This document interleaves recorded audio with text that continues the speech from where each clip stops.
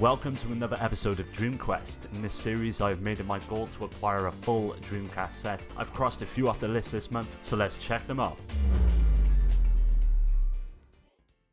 In my opinion, the Dreamcast represents Sega at their creative best. The console introduced us to so many new franchises that to this day still manage to resonate with me. Jet Set Radio is easily one of the games I spent the most time playing on the Dreamcast, and going back to play it today has been a really nostalgic experience. This cel-shaded style of the visuals have really helped the game stand the test of time, and the environments still look fantastic as you blast around on rocket skates, tagging and grinding your way to each level's goal. Clearly one of the most unique games available for the system, and one that deserves a place in your collection.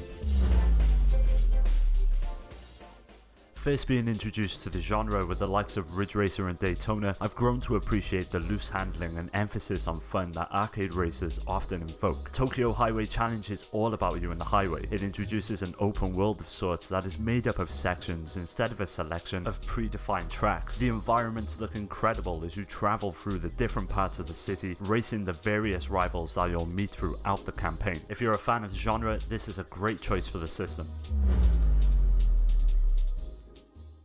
There are so many good beat-em-ups available on the Dreamcast, for example the likes of Street Fighter 3 and Marvel vs Capcom, but for me SOULCAUBUR is the game that I spent the most time with as a child, and as a result it became my go-to fighter for the system. Going back and playing this now, it's easy to see why. With a huge roster of various characters, several different modes, and incredibly responsive controls, SOULCAUBUR is easily one of the best games for the system, and one that totally deserves a place in your collection as well.